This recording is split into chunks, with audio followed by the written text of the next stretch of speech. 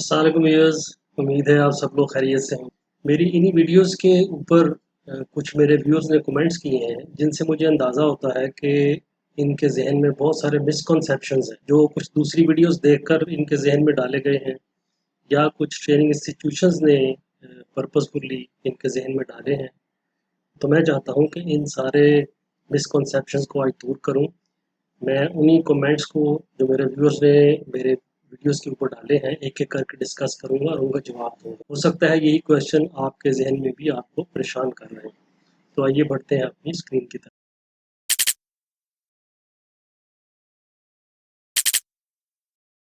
पहला है जनाब, don't use same laptop for other social media applications. ये एक मेरे व्यूअर ने कमेंट्स दिए हैं। Someone has an Amazon seller account, then he should not use Facebook, Shopify, Walmart and likewise on the same laptop because it may lead to suspension of Amazon seller account. How true is this? और दूसरा सवाल है, further it was stated that even two seller accounts should not use the one Wi-Fi device. ये सब बातें जो हैं ये गलत हैं। इनकी हकीकत ऐसी नहीं है। वजह यह है कि अमेज़न सिर्फ ये इंश्योर करना चाहता है कि एक ही आदमी ने फ्रॉडुलेंट तरीके से एक से ज़्यादा अकाउंट ना बनाए हुए हों। ये मना है। लेकिन आप बिल्कुल फ्री हैं कि आप बाकी की जो ई-कॉमर्स की साइट्स हैं ना सिर्फ उन पे एज़ ए विज़िटर विज़िट करें बल्कि आप अपना अकाउंट बना के उनके ऊपर भी एज़ ए सेलर काम कर सकते हैं। अमेज़न को इससे कोई तकलीफ़ नहीं है। दूसरा इन्होंने पूछा है कि एक ही वाईफ़ाई के ऊपर अगर 2 सेलर अकाउंट्स मौजूद हों, तो ये भी गलत है। आप तसव्वुर करें कि आप 2 भाई हैं, एक ही घर में एक ही छत के नीचे रहते हैं और आप एक ही वाईफ़ाई यूज़ करते हैं। आप दोनों के सेपरेट अकाउंट्स हैं, लेजिटिमेट जायज़ अकाउंट हैं अमेज़न के ऊपर और आपके पास लैपटॉप भी बेशक एक है, आप उसी लैपटॉप से बारी-बारी यूज़ करते हैं। अमेज़न को इससे कोई प्रॉब्लम नहीं है। हाँ, ये मुमकिन है कि अमेज़न का जो सॉफ्टवेयर होता है, वो ऑटोमैटिकली कुछ चीज़ें डिटेक्ट करता है और वो ये डिटेक्ट करे कि ये 2 अकाउंट एक ही जगह से ऑपरेट हो रहे हैं, एक ही वाईफ़ाई से या एक ही लैपटॉप से, तो वो आपका अकाउंट सस्पेंड कर दें। लेकिन ये सस्पेंशन टेम्परेरी होती है। जब आप उसका जवाब देते हैं और आप उनको बताएँगे कि देखो भी हम ये 2 बंदे हैं, ये हमारी आईडीज़ हैं, ये हमारे दूसरे डॉक्यूमेंट्स हैं, हमारा रेज़िडेंशियल एड्रेस सेम है, तो हम हमारे 2 जेन्युइन अकाउंट हैं, तो वो आपका अकाउंट रिलीज़ हो जाता है। लिहाज़ा ये जो बातें फैलाई जा रही हैं दूसरी वीडियोज़ में, ये बिल्कुल गलत है। अगला मिसकंसेप्शन है जनाब अबाउट पाकिस्तानी एड्रेस। ये इन्होंने लिखा है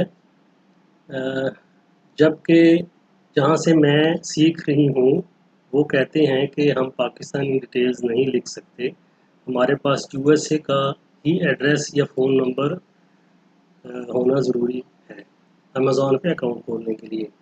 ये गलत है। अमेज़न को पाकिस्तानी लोगों से कोई प्रॉब्लम नहीं है, ना ही पाकिस्तान से कोई प्रॉब्लम है।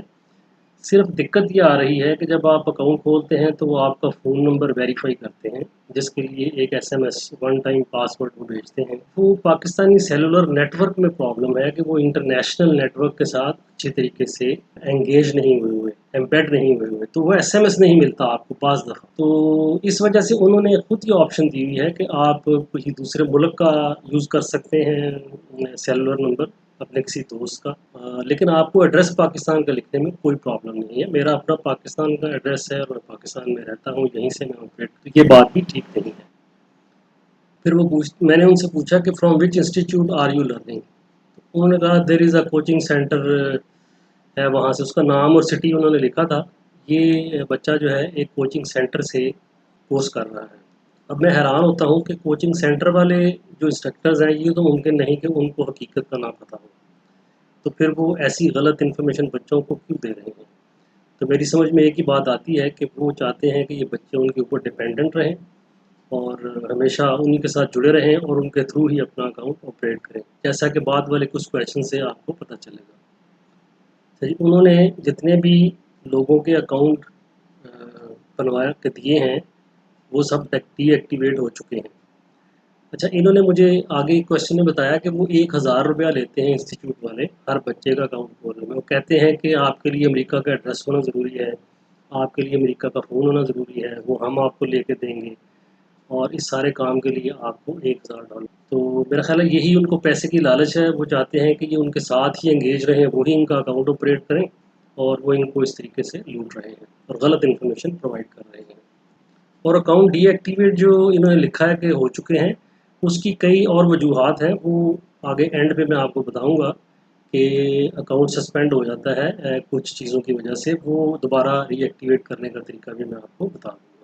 अच्छा जी, having an LLC is must. ये बहुत ज़्यादा लोग सवाल पूछते हैं कि एलएलसी बनवाने के पैसे लगते हैं, तकरीबन $1000 लग जाता है। तो ये इन्होंने क्वेश्चन पूछा है, सर के अकाउंट बनाने के सारे प्रोसीजर में उन्होंने एलएलसी नहीं मांगी बल्कि पाकिस्तान का एड्रेस मांगा है, तो एलएलसी कहाँ पे होगी, किस शहर में रजिस्टर करेंगे।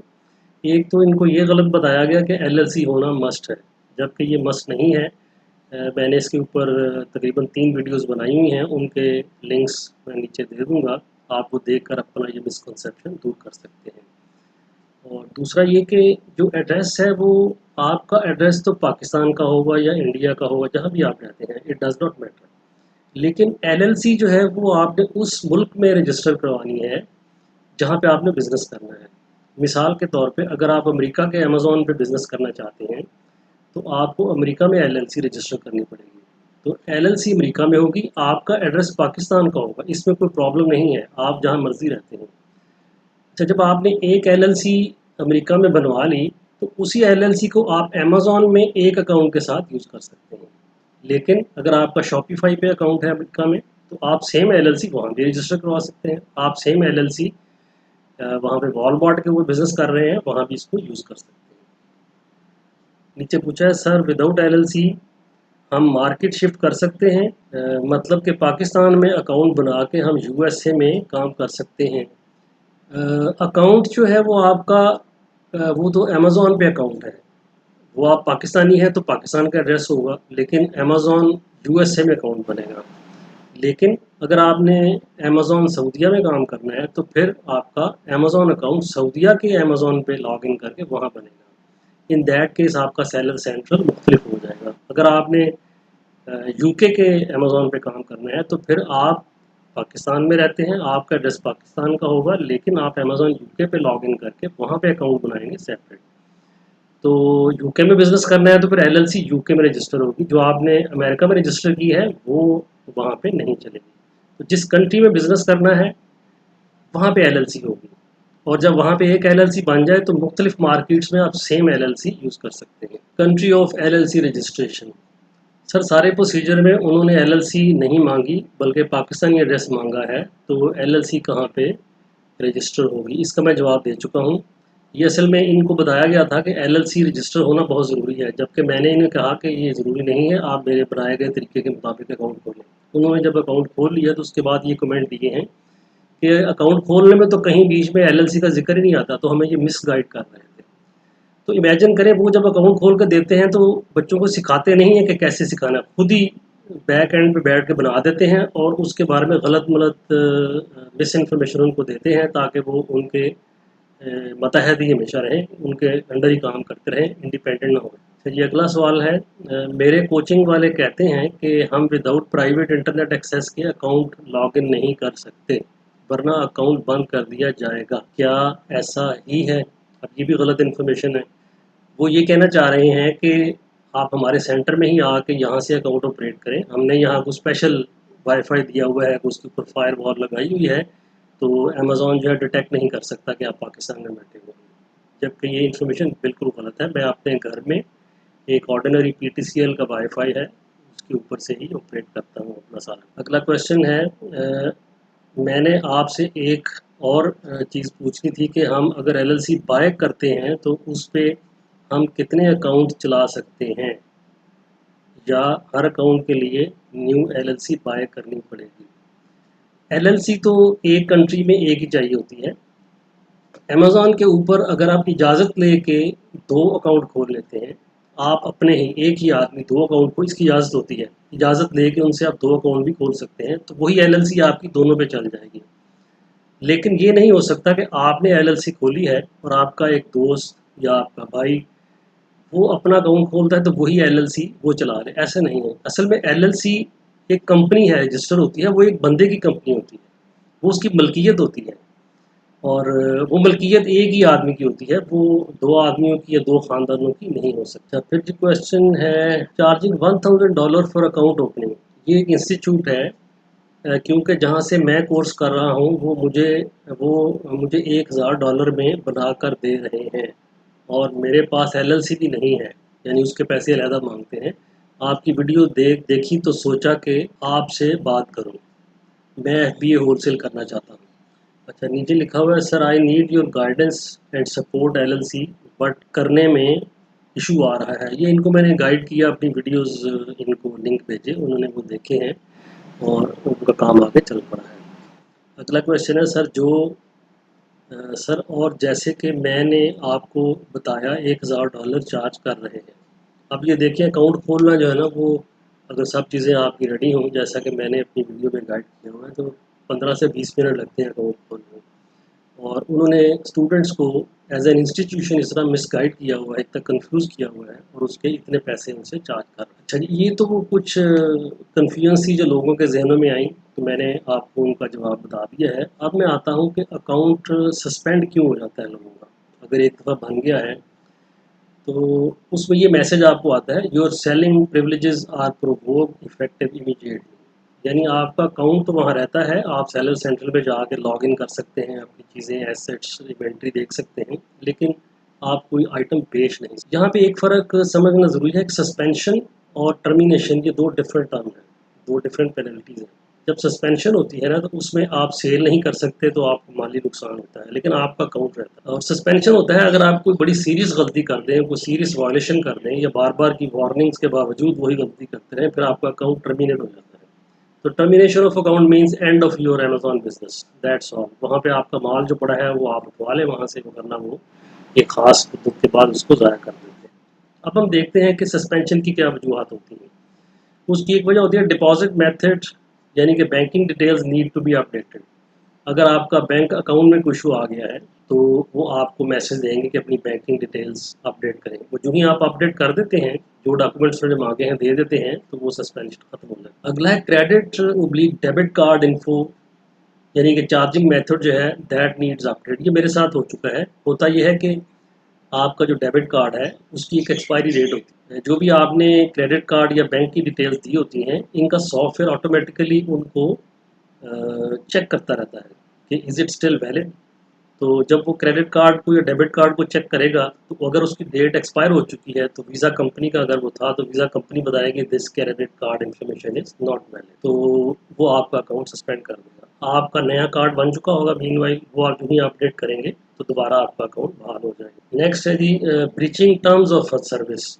इनकी टर्म्स ऑफ सर्विस हैं, जब आप अकाउंट बनाते हैं तो वो आपको शुरू में आती हैं, उनको एक दफ़ा पढ़ लेना चाहिए, क्या क्या डूज़ हैं, क्या क्या डोंट्स हैं, किस तरीके से चीज़ें आपने बेचनी है, किसी दूसरे का ट्रेडमार्क कॉपी नहीं करना, चोरी नहीं करना, वगैरह वगैरह। तो वो अगर आप वायलेट कर रहे हो कहीं पे, तो उस बात पे भी वो आपको पकड़ लेते हैं और आपको वार्न करते हैं और आपका अकाउंट थोड़ी देर के लिए सस्पेंड कर देते हैं।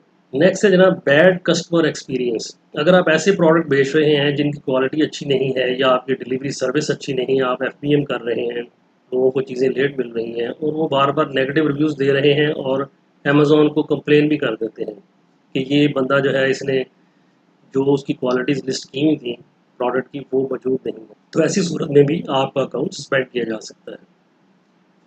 Getting additional accounts without permission.